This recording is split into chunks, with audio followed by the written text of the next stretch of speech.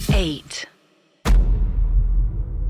अर्श 1970s में एक फिल्म आई थी द एग्जॉर्सिस्ट। जी मैं उस एग्जॉर्सिस्ट की बात नहीं कर रहा, ये एक पुरानी मूवी है एग्जॉर्सिस्ट, और ये एक नॉवल में बेस्ड थी। उस नॉवल का नाम भी द एग्जॉर्सिस्ट था। ओके। और नॉवल लिखी थी विलियम पीटर ब्लेटी करके एक राइटर थे, और इस नॉवल में जिक्र था एक 14 साल के बच्चे का जिसका नाम था रोनाल्डो। सॉरी। एंड काफी एक जाना माना कैरेक्टर है ये पैरानॉर्मल की दुनिया का। इसकी कहानी कुछ ऐसी की कहते हैं कि रोनाल्ड की जो एक बुआ थी वो स्पिरिचुअलिस्ट थी। उनका स्पिरिट वर्ल्ड में और स्पिरिचुअलिटी में उनका काफी जो है इंटरेस्ट था। और एक दिन वो आती है रोनाल्ड से मिलने के लिए, और वो ouija बोर्ड लेके आती हैं। ओके। और ouija बोर्ड में वो किसी की आत्मा को समन करती हैं। उसके बाद उस घर में कुछ हरकतें होती हैं, जिसके बाद उनकी जो बुआ थी, जो आंटी थी, उनकी तबीयत खराब हो जाती है। वो अपने घर वापस जाती हैं और इवेंचुअली वहां पे उनकी मौत हो जाती है। ओके। अच्छा, उनकी मौत के बाद रोलैंड के साथ कुछ अजीबोगरीब चीजें होना शुरू हो जाती हैं। मतलब कि ये है कि जो बुआ है वो ouija बोर्ड को समन करती हैं, लेकिन रोलैंड के साथ चीजें दिक्कत होना शुरू होती हैं बाद में। हाँ, ये लोग साथ में ही करते हैं जी। रोलैंड और ये बैठ के, लेकिन उसके बाद वो उनकी तो डेथ हो जाती है, और उनके डेथ होते ही रोलैंड के साथ चीजें अजीबोगरीब होनी शुरू हो जाती हैं। ओके। जैसे कि मसलन कि वो उसे एक अजीब सा फिगर जो है उसे अपने आसपास हमेशा दिखाई देने लगता है। जी। उसके आसपास का सामान अचानक से लेविटेट होने लगता है। जी। वो नॉर्मली बातचीत करते करते अचानक से चिल्ला के लैटिन में बोलने लग जाता है, और वो अक्सर जो है अपने आसपास के लोगों को काट लेता था। ओके। तो इस किस्म की चीजें होती हैं उसमें। अब कहते हैं कि काफी एग्जॉर्सिस्ट भी आते हैं उसको एग्जॉर्सिज्म करने के लिए। एंड इनफैक्ट एक बार तो एग्जॉर्सिज्म करने के दौरान वो एक फादर का हाथ काट लेता है। जी। तो काफी वायलेंट किस्म का वो होता है। एंड इवेंचुअली उसका होता क्या है, ये जो नॉवेल है उसमें तो उन्होंने बताया कि वो आसाई हो जाता है, लेकिन जो रियल लाइफ कैरेक्टर था जी, उसके बारे में फिर उसके आगे कोई खास नॉलेज नहीं है। इनफैक्ट ये एक ऐसा केस है जो आई थिंक वहां के जो बैप्टिस्ट चर्च था उसने ही दबा दिया कि मतलब ये ज्यादा मार्केट में ना आए। जी। बड़ा अजीबोगरीब सा केस था दैट फेस। अच्छा, इवेंचुअली हुआ ये कि कुछ साल बाद एक कोई राइटर थी, उन्होंने इस पूरे एग्जॉर्सिज्म के खिलाफ किताब लिखना शुरू किया। उनका दावा ये था कि रोलैंड जो है वो एक बुली किस्म का बच्चा था, और वो अटेंशन सीख करने के लिए कि लोग उसको तवज्जो दें, वो इस किस्म की हरकतें करता था। कोई ऐसा कोई तथाकथित ऑन रिकॉर्ड नहीं है कि उसका एग्जॉर्सिज्म करने कोई फादर आए थे। तो कुल मिला के ये बड़ा एक कॉन्ट्रोवर्शियल टाइप का एक एग्जॉर्सिज्म का केस था। जी। अब एक लेमैन का जो अंदाजा है इस पूरे केस को लेकर वो ये है कि यार ये उसे ऐसा लगता है कि ये एक फेल्ड एग्जॉर्सिज्म था, कि चर्च वाले चाह कर भी उस बच्चे को बचा नहीं पाए। तो फिर अलग अलग तरह से कहानियां बनने लगी, कहानियां कर दी गई कि ये हुआ था कि नहीं हुआ था, इस पे डाउट है, वगैरह वगैरह वगैरह। इस तरीके के तमाम ऐसे केसेस हैं हर्ष, जो शायद कुछ हैं जो नोन है, काफी ऐसे होंगे जो शायद अननोन भी होंगे, जहाँ पे एग्जॉर्सिस्ट फेल होके करने में, और काफी दर्दनाक अंत हो उस सब्जेक्ट का जिसके ऊपर ये पोजीशन हुए थे। बिल्कुल राहुल, और जैसे आपने ये केस के बारे में बताया, रोलैंडो के केस के बारे में, तो जितने भी पैरानॉर्मल से रिलेटेड लोग होंगे या फिर जो इसके बारे में रिसर्च करते होंगे, उनको बहुत अच्छे से पता होगा कि इस केस में क्या क्या हुआ था। इस केस में कई सारे एलिगेशंस भी आए थे उन फादर के ऊपर जिन्होंने ये एग्जॉर्सिज्म परफॉर्म किया। वो कई बार परफॉर्म करते और उनको बार बार गलत साबित कर दिया जाता, जो आप बता रहे थे, एक जिन्होंने बुक लिखा था। सबसे बड़ी बात ये थी कि एग्जॉर्सिज्म परफॉर्म करते वक्त वो बड़े ही न्यूट्रल फेज में रहता था लड़का। वो कभी भी वैसा रिएक्ट नहीं करता था कि उसके ऊपर कुछ बहुत बड़ी चीज हुई है, लेकिन जब वो फादर चले जाते थे तब वो बहुत ही ज्यादा ओवर रिएक्ट करने लगता था चीजों को लेके। कुछ लोगों का मानना था कि वो अटेंशन सीकर तो था ही था, साथ ही साथ उसको ये चाहिए था कि लोग उसे मतलब बार बार हमदर्दी दिखाएं किसी चीज को लेके। वो मेंटली इल था। इस चीज को दावा तो ये भी है अर्श की रोलैंड की बॉडी में इविल और सिन जैसे वर्ड्स उसकी बॉडी में उभर के दिखने लगे थे। जी। उसकी बॉडी में ऐसा लगता था कि सिन लिखा हुआ है उसकी, लाइक नेचुरली। ये ड्यूरिंग एग्जॉर्सिज्म की बातें हैं। ड्यूरिंग एग्जॉर्सिज्म राहुल, एक और चीज होती थी कि जब वो लैटिन में बात करने लगता था, क्योंकि जिस लैंग्वेज में फादर बात कर रहे हैं उस लैंग्वेज में इसका बोलना पॉसिबल नहीं था। ये अलग अलग 7 भाषाओं में बोलता था। ओके।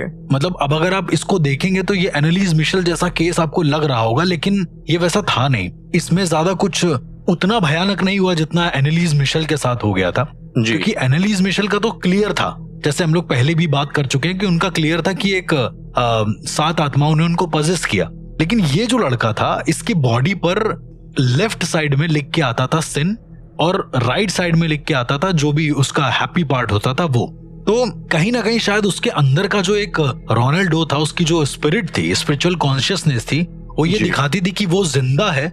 ऑल्सो कोई ऐसी एंटिटी है, कोई ऐसा डीमन है जो उसको पोजेस कर रहा है अंदर से। जब एक्सॉर्सिज्म परफॉर्म होता था राहुल, तो ऐसा कहा जाता है वो अपनी आंखें झपकाने लगता था बहुत जोर जोर से।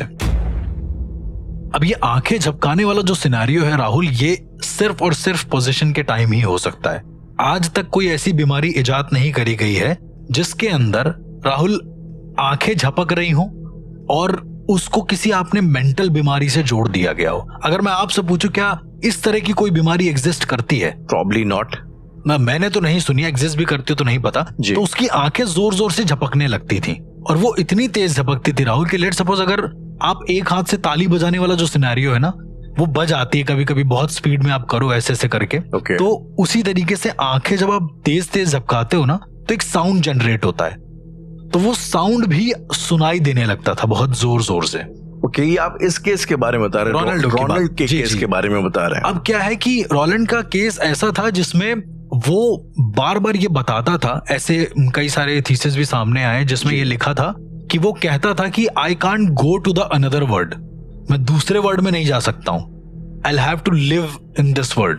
मतलब उसने ऑन रिकॉर्ड बोला है ये, जो फादर ने एग्जॉर्सिज्म किया था उन्होंने, क्योंकि वो लोग रिकॉर्ड कर लेते हैं ना सारी की सारी चीजें, तो उन्होंने ये चीजें रिकॉर्ड करी है। आई थिंक ये कैथोलिक चर्च का एक रूल भी है कि अगर आप वहां से परमिशन लेके करते हैं तो आप पूरी गतिविधियों को रिकॉर्ड करेंगे, पूरी गतिविधियां रिकॉर्ड होती हैं। तो ऐसा 2-3 बार हुआ है। अच्छा, अब अगर फेल्ड एग्जॉर्सिज्म की आप बात करेंगे ना राहुल, तो शायद बाहर तो हैं ही इतने सारे फेल्ड एग्जॉर्सिज्म वाले केस, लेकिन अपने इंडिया में भी कई सारे फेल्ड एग्जॉर्सिज्म वाले केस रहे हैं। क्रिश्चियन एग्जॉर्सिज्म फेल्ड, क्रिश्चियन भी और अपने इंडियन में भी, अपने सनातन में भी। मैं मतलब आपने देखे हैं? मैंने देखे भी हैं, मेरे खुद से भी हुए हैं फेल्ड एग्जॉर्सिज्म वाले केस, जहां पर मुझे लगा था कि ये ऐसा है पर वो ऐसा था नहीं। राहुल, कभी कभी जो आत्माएं होती हैं वो आपको उस एक्सटेंड तक ले जाती हैं। अब देखिए, मैं भी तो एक इंसान हूँ, जो अदर एक एग्जॉर्सिस्ट आएगा वो भी एक इंसान होगा, राइट जी। तो इंसान की अपनी एक लिमिटेशंस होती हैं, पर आत्माओं की लिमिटेशंस नहीं होती हैं। आत्माएं जो होती हैं वो आपको किसी भी एक्सटेंड तक बहका सकती हैं। ओके, मैं एक छोटा सा केस बताना चाहूंगा। वहां पर एक बच्चा पॉजेस था, ऐसा लोग कहते थे, और जब उस केस को सॉल्व करने के लिए मैं गया हूँ, वहां पर उनके पेरेंट्स से मिला हूँ, तो उनकी माँ को ये बिलीव था कि वो बच्चा पॉजेस नहीं है। ठीक है, बच्चा ठीक है, लेकिन फादर जो थे उनके, अक्सर ऐसा देखा गया है जो फादर होते हैं उनको नहीं बिलीव होता है। यहाँ पर मॉम को बिलीव था, ठीक है, और जो फादर थे उनको बिलीव ये था कि ये पॉजेस्ड है।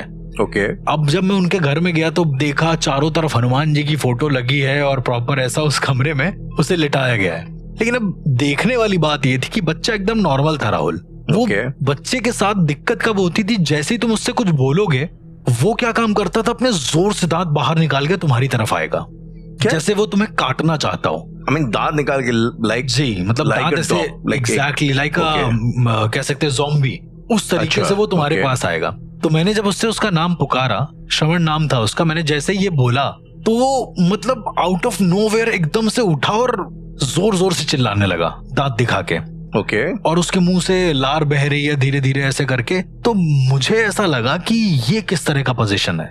सिर्फ जब उसको बुला रहे वो तभी। अच्छा, ऑल्सो उनकी मॉम जाती, अंदर जाती उसके कमरे में, खाना देकर आती, उसको खाना खिलाती, वो सब कर लेता, तब तक वो नॉर्मल रहता। द मोमेंट आपने उससे कुछ बोला वो उस तरह से रिएक्ट करने लगेगा अजीब तरीके से। राहुल, मैं जाता हूँ, मैंने 2-3 चीजें अपनी करी उसके ऊपर, कुछ नहीं हुआ।